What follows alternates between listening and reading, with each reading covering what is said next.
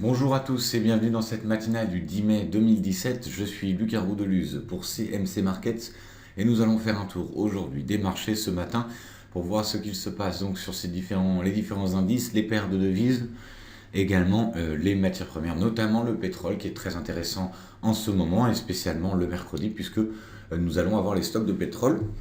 Avant de commencer, donc simplement une précision pour dire que la bourse de Tokyo a fini en hausse sur des niveaux plus hauts de 17 mois, donc un point intéressant, mais le marché qui semble un petit peu reprendre son souffle aujourd'hui.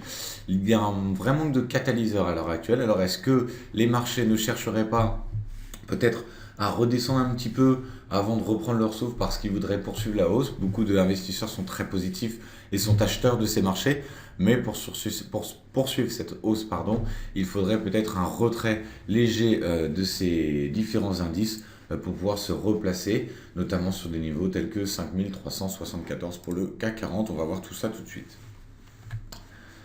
L'avertissement sur les risques et le rappel que cette vidéo est à un caractère purement informatif et que les CFD sont des produits dérivés complexes avec effet de levier. La matinale et le sommaire comme d'habitude, les marchés et la macroéconomie, actualité, palmarès actions, statistiques économiques passées et à venir, la reconnaissance de fil graphique et les questions-réponses s'il y en a, n'hésitez pas à en poser tout au long de la session.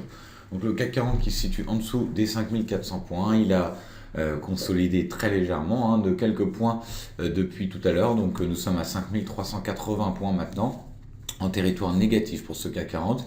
Tout comme le DAX donc, qui a buté sur les 12 741 points et qui consolide un petit peu également 12 723,24. Rien d'effrayant pour l'instant, mais effectivement on peut s'attendre quand même à ce que des profits soient pris par les différents investisseurs et qu'on ait un marché qui souhaite, comme je le disais, reprendre son souffle avant de repartir à la hausse, puisque nous sommes dans une vraie tendance haussière, ça il n'y a pas de doute là-dessus, mais voilà, on cherche quand même à rester un petit peu rationnel, même si le mot est difficile à l'heure actuelle, puisque nous sommes sur des niveaux extrêmement hauts, DAX des niveaux historiques, et puis des niveaux de janvier 2008 sur le CAC 40, donc ça n'est pas rien évidemment. Le dollar index, lui, qui est en retrait depuis hier soir, notamment du fait du limogeage du directeur du FBI par Donald Trump, on va voir ça dans une minute, donc il se rapproche des 99,21 points, il est à 99,30 à l'heure actuelle.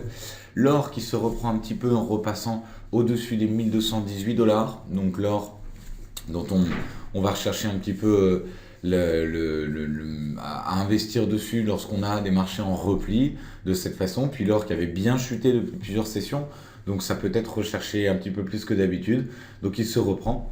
Le pétrole WTI dont on parlera un petit peu plus longuement pour vous donner des explications notamment sur cette baisse du pétrole parce qu'il flirte avec les 45,8 dollars, le pétrole US brut léger, le WTI, avant les stocks de pétrole cet après-midi, il est à 46,0306 à l'heure actuelle. L'euro-dollar qui teste les 1,0904 comme résistance, il essaie de revenir un petit peu dessus, on est à 1,0889. Alors on avait connu un pic lors de l'élection d'Emmanuel Macron, donc dans la nuit, juste après l'élection d'Emmanuel Macron, un pic qui s'était donc caractérisé par un plus haut touché à 1,1023 pour être exact, et puis un repli de l'euro-dollar depuis, le dollar descendant depuis cette nuit, le dollar pliant un petit peu, on a un euro-dollar qui se reprend, mais l'euro, attention, lui, de son côté, perd toujours du terrain face au pound. Pour rappel, les élections anglaises qui arrivent à grands pas en juin et donc qui seront évidemment très importantes pour suivre cette paire de monnaie notamment. Le dollar yen pour finir, notamment une paire qu'on ne regarde pas tout le temps dans cette émission mais que j'ai décidé de regarder un petit peu plus pour vous parce que il y a le dollar, il y a le yen dedans, donc c'est quand même extrêmement intéressant. Alors dollar yen qui est en retrait pour l'instant, le yen qui peut être en plus un petit peu plus recherché, tout comme l'or, mais c'est surtout le dollar qui perd du terrain pour l'instant et qui donc se replie face au yen. On essaie de s'approcher des 114 niveaux de la mi-mars. Donc ça va être très important, mais c'est un niveau aussi, à chaque fois qu'il a été atteint plus ou moins, 114, 115,6, après lequel nous connaissions un repli. Donc à surveiller avec attention ce dollar yen, on pourra avoir quelques opportunités de trading sur cette paire de monnaie. Dans les actualités macroéconomiques, alors on l'a vu, la bourse de Tokyo qui a fini en hausse à 19 900 points, un plus haut de 17 mois, en dépit du renchérissement du yen. Le yen qui justement est soutenu par les craintes d'un nouvel essai nucléaire de la Corée du Nord évoqué par l'ambassadeur de Pyongyang au Royaume-Uni. Donc la géopolitique qui va reprendre un petit peu ses droits au fur et à mesure, puisque le risque politique en France est écarté. Prochaines échéances, c'est sûr, il y a les législatives, on aura les élections en Italie également, et puis les élections au Royaume-Uni, mais on va revenir sur une bourse un petit peu plus normale, entre guillemets, avec des stocks de pétrole, l'emploi, l'inflation, les banques centrales, toutes ces choses-là qui vont être surveillées par les investisseurs. Et enfin, on l'a vu, Donald Trump qui a limogé James Comey, le directeur du FBI, il y a pas mal de rumeurs sur ce genre d'éviction. Selon la Maison Blanche, ça fait suite à la gestion par James Comey de l'affaire des emails d'Hillary Clinton.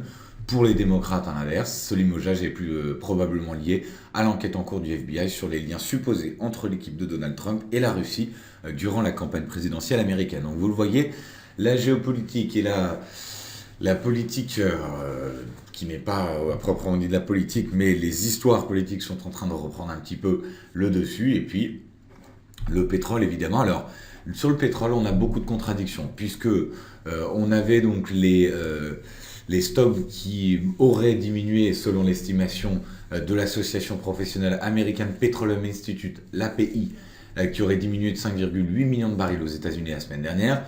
Et par contre, le consensus établi par Bloomberg, lui, tape sur une contraction de 2,1 millions de barils des stocks de brut et une augmentation de 28 000 unités de ceux d'essence. Donc, on va voir ces chiffres cet après-midi qui seront très intéressants. Pour parler un petit peu plus du pétrole, qu'est-ce qui se passe en fait sur ce pétrole ? Eh bien, on a eu une accélération du mouvement de consolidation qui avait déjà commencé sur les prix du fer et de l'énergie, dont le pétrole. En cause notamment pour le repli du pétrole, les incertitudes sur l'économie chinoise avec la baisse du PMI en avril, puisqu'il était à 51,2 contre 51,8 en mars, et puis les récentes mesures de réduction de crédit. Il y a une autre raison un peu plus technique à ce contre-pied, à ce soubresaut, ce sont les hedge funds qui ont été pris à contre-pied. Parce qu'effectivement, l'OPEP qui a eu du mal à atteindre son objectif de réduction des stocks, comme le prouvent d'ailleurs les différents chiffres parus sur les stocks, en fait on a une offre qui reste abondante et des stocks notamment américains qui restent élevés. Or, depuis les annonces de réduction, donc faites par les membres de l'OPEP notamment, les acteurs financiers comme les hedge funds avaient plutôt misé sur une hausse, un scénario de hausse du prix du pétrole, du baril, en prenant des positions acheteuses. Depuis qu'ils réalisent que ces convictions ne sont pas si réalisées et qu'il y a probablement une chute du pétrole organisée depuis quelques semaines, eh bien en fait ces hedge funds sont obligés de déboucler certaines de positions, donc on a une accélération de la baisse qui est assez visible et elle peut se poursuivre si les débouclages des positions se prolongent. Donc ça c'est quand même très intéressant, hein, comprenez bien le côté technique qu'il y a derrière, avec vraiment des hedge funds qui sont un petit peu ratés sur cette prévision et qui finalement doivent déboucler ces positions et qui donc finalement ne font qu'enfoncer le pétrole ces derniers temps. Alors il se reprend un petit peu aujourd'hui, au-dessus des 46 $, mais le consensus c'est entre 45 et 55 $. Personnellement, pendant plusieurs sessions, je vous avais annoncé quand même qu'on aurait un pétrole qui pourrait facilement chuter. C'est effectivement ce qui s'est passé. Alors, le prochain meeting de l'OPEP, il faut le noter, c'est le 25 mai. Et donc, ils vont peut-être sûrement continuer à organiser la réduction de la production. Mais on va voir si cet accord qu'ils avaient voté déjà fin 2016 sera prolongé. Et puisqu'il arrive à terme fin juin, donc on va voir évidemment ce qui va se passer. On sait qu'il est peu probable que l'organisation frappe plus fort, mais on va faire attention. Voilà, on va faire très attention à ce pétrole pour essayer de surveiller est-ce qu'on peut déceler de nouvelles opportunités sur la matière première. Voilà sur ce point complet sur le pétrole pour bien qu'on comprenne ce qu'il se passe. Et donc on a différents acteurs à bien surveiller lorsqu'ils discutent, mais 25 mai, réunion de l'OPEP qui sera évidemment très importante. Dans les actualités et le palmarès action, donc AXA, l'assureur français qui a dégagé un chiffre d'affaires de 31,6 milliards d'euros au premier trimestre, quasiment stable sur un an, et qui compte introduire, ça c'est intéressant, à la bourse de New York, une partie de ses activités américaines, notamment en assurance vie et en gestion d'actifs, au cours du premier semestre 2018. Thales, qui a mis fin aux négociations exclusives avec le fonds d'investissement Latour Capital en vue de suivre ses activités de collecte de paiement des systèmes de gestion de péage routier et de parking. Air France, qui a transporté en avril 8,4 millions de passagers, un chiffre en hausse en raison notamment des fêtes de Pâques. Et puis Sanofi, le directeur général du groupe, Olivier Brandicourt, qui a annoncé l'engagement du laboratoire à limiter l'augmentation de ses prix aux États-Unis à un niveau inférieur ou égal à l'inflation des coûts de santé, soit 5,4% prévu en 2017. Les meilleures et moins bonnes performances du CAC 40, on retrouve AXA justement, on va retrouver Sanofi également, on va retrouver Peugeot, les valeurs automobiles qui se reprennent un petit peu, et puis Veolia Environnement et Safran qui est un stock que j'aime beaucoup personnellement, donc voilà, des performances pas extraordinaires, mais des performances tout de même. Et puis dans les moins bonnes, Vinci, Nokia, L'Oréal, Publicis Group et Legrand, des chutes un petit peu plus marquées, 1,58% pour Legrand. Voilà, toujours garder l'esprit, cela peut représenter des opportunités de trading.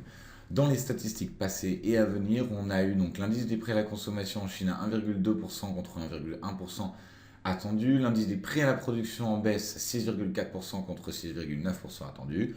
La production industrielle en France qui est en hausse, 2% contre 1% attendu. Puis une balance commerciale en France un petit peu moins négative qu'attendu. On l'attendait à moins 6 milliards, on l'a retrouvé à moins 5,35 milliards. Voilà, la France, on regardera tous les chiffres et peut-être le choc de confiance souhaité, notamment par Emmanuel Macron et son équipe. On verra tout ça avec attention, il est trop tôt bien sûr pour en parler. Cet après-midi, pas mal de chiffres mais pas si importants. On va surtout regarder les stocks de crude oil et on va regarder également les stocks d'essence puisque c'est toujours important de vérifier, de garder un œil sur les stocks d'essence aux États-Unis. La reconnaissance du fil graphique, je vous ai sélectionné une paire qu'on ne regarde pas non plus très souvent, donc pour ceux qui pourraient être intéressés, c'est l'euro face au dollar australien avec la détection d'un biseau descendant. Et donc ce biseau qui est à confirmer en dessous des 1,4770, point qui pourrait nous enclencher une chute un petit peu plus prononcée. On est sur un graphique 1 heure ici. On passe tout de suite sur la plateforme. Donc on le disait, le CAC 40 qui est en léger repli pour l'instant. Alors ce CAC 40 on voit qui est toujours en phase très positive évidemment. On avait notre canal ascendant qui était parfaitement tracé depuis janvier 2017. Donc depuis le début de l'année, on est clairement sur cette phase ascendante. Est-ce qu'on essaie de reprendre un petit peu son souffle? C'est très possible. En tout cas, il y a deux niveaux que j'avais notés pour vous qui me semblent être extrêmement importants. C'est les 5410, 5411. Et puis, du côté de la baisse, 5374 qu'il va falloir garder à l'œil puisque on le voit bien, c'est un niveau sur lequel les investisseurs ont tendance à se replacer. Donc, gardez bien ce niveau à l'œil qu'on puisse peut-être se replacer. Pour pas mal d'acheteurs pourraient replacer leur position à ces niveaux-là. Le DAX, lui, qui avait battu des niveaux historiques, qui donc depuis a consolidé légèrement et qui donc revient autour des 12 740. Pour l'instant, en baisse sur la journée, à surveiller le niveau des 12 710, donc seulement 12 points en dessous de là où nous sommes à l'heure actuelle, donc à surveiller, puisque ça pourrait être là aussi une zone d'achat. Attention sur les indices, de vérifier qu'il n'y ait pas une vraie pause marquée sur les marchés. On va suivre les stocks de pétrole, ça va donner une petite indication également cet après-midi, mais on va surveiller tout ça. Alors il faut savoir que la volatilité du CAC 40 est quand même assez basse à l'heure actuelle. Donc on va voir un niveau assez bas qu'on n'a pas connu depuis très longtemps. Donc le risque est écarté. Et puis le VIX également aux États-Unis. Donc la volatilité des marchés qui avait clôturé à 9,96, qui est autour de 9,80 à l'heure actuelle. Donc un VIX en dessous de 10, c'est assez rare puisque historiquement, il n'y a que quelques journées pour lesquelles le VIX a été en dessous de 10. Donc le risque est écarté. Par contre, des investisseurs qui probablement attendent des niveaux intéressants pour se replacer et donc pas rentrer à tout prix sur les marchés. L'or qui se reprend un petit peu parce que les marchés consolident. Alors la valeur refuge est un peu plus recherchée. On va attendre de voir si les 1226 peuvent être passés ou s'il va venir buter dessus parce que c'est une possibilité étant donné le caractère positif des marchés en ce moment, la tendance positive et puis le peu de risques que l'on voit, même si la géopolitique est en train de faire son retour, à surveiller bien sûr les développements avec la Corée du Nord et les États-Unis. Voilà, l'or en ce moment, donc 1218, 1226 à surveiller. C'est 1226 qui me semble être un point extrêmement important pour nous. On va pouvoir bientôt refaire un petit peu nos stratégies avec des lignes de tendance, mais pour l'instant on est vraiment toujours sur ces niveaux. Et puis vous voyez, hein, c'est 1261, 50 et 40 que l'on avait noté comme des points qu'il fallait casser à chaque fois. Donc on va les garder parce que si l'or venait à reprendre un petit peu de sa pente ascendante et que les investisseurs revenaient vers l'or, et bien dans ce cas-là on pourrait réutiliser ces niveaux à la hausse, bien évidemment. Le pétrole, on l'a vu, qui est très intéressant, qui enregistre une chute vraiment marquée depuis le 11 avril, donc il y a pile un mois, depuis le 10 avril même. Donc on va surveiller ça avec attention puisqu'on a touché un point bas à 43. Alors sur un graphique en semaine, vous voyez on est tout à fait capable de descendre beaucoup plus bas et c'est pour ça qu'il va falloir rester très vigilant parce qu'effectivement, le pétrole pour l'instant qui ne semble pas revenir vers ce niveau, le niveau de 60 qui est clairement irréaliste pour l'instant, c'est un niveau de 2015 qui me semble tout à fait irréaliste à court voire moyen terme, mais on peut tabler quand même sur un retour peut-être vers les 48-49 dollars. À voir, on va surveiller les stocks de pétrole cet après-midi. En tout cas, les 45,8 qui semblent être très importants, hein, puisqu'on était passé en dessous. Et puis ensuite, à chaque fois, on est venu le chercher. Voilà, on ne pourra pas vraiment en définir grand-chose de plus avant que ça vienne chercher les 47. Attention à la valeur économique cet après-midi quand elle est donnée, notamment au retournement de tendance. Lorsque on a le chiffre, est-ce que les quelques minutes qui suivent le chiffre marquent la tendance pour le chiffre? Rien n'est moins sûr. Donc faites toujours attention à ça. L'euro-dollar qui se reprend un petit peu, on va là aussi devoir passer un niveau clé, les 1,0904 que l'on travaillait beaucoup lorsqu'on attendait la baisse, qu'on avait cassé, et vous voyé qu'on n'est pas allé en dessous des 1,0860 dernièrement, en tout cas pas depuis le 27 avril, donc on va devoir vraiment aller toucher ces 1,0904 pour aller repartir vers ce qui nous intéresse, c'est nos 1,0950 et peut-être plus haut. L'euro-dollar qui pourrait aller chercher plus haut, mais qui pour l'instant, donc toujours dans cette phase haussière, mais qui va devoir tout de même confirmer, et le dollar qui s'affaiblit un petit peu. Donc on va surveiller tous les chiffres, bien sûr, et puis on va surveiller la corrélation pétrole-dollar, puisque normalement c'est une corrélation inversée. Donc à voir, si le pétrole venait à monter avec une vraie réduction de stock de pétrole, et bien dans ce cas-là, peut-être que nous pourrions avoir un dollar qui s'affaiblit encore et un euro qui reprend du terrain. L'euro-pound, lui, on le voit, donc qui est toujours en chute, mais attention à ce niveau de 0,83-0,4 qui semble être un niveau rebond pour ce euro-pound. Mais vous voyez, un des plus hauts toujours plus bas. Donc on va faire très attention à cette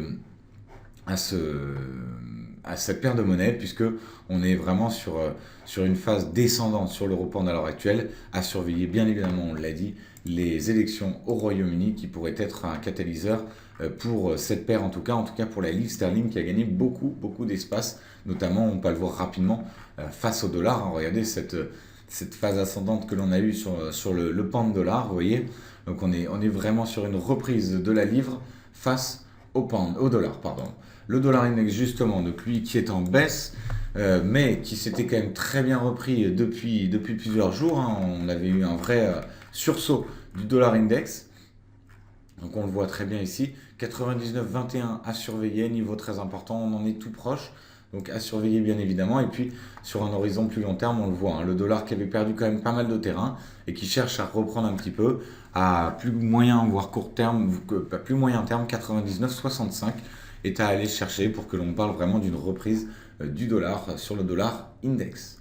Voilà pour ce tour des marchés ce matin. Je vous retrouverai donc à 15h45 pour le quart d'heure US. Surveillez bien évidemment les stocks de pétrole cet après-midi, que l'on puisse voir tout ce qui s'est passé et si nous avions raison sur nos stratégies, notamment sur le pétrole. Voilà, je vous souhaite à tous une excellente journée, bon trading et je vous retrouve tout à l'heure. Merci à tous, au revoir.